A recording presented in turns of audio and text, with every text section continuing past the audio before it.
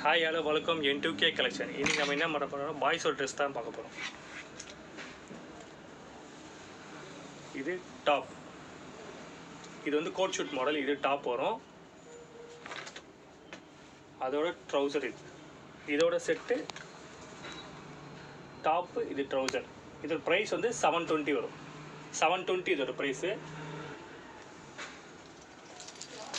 இது top T shirt type வரும், அதோட ட்ரௌசர் இது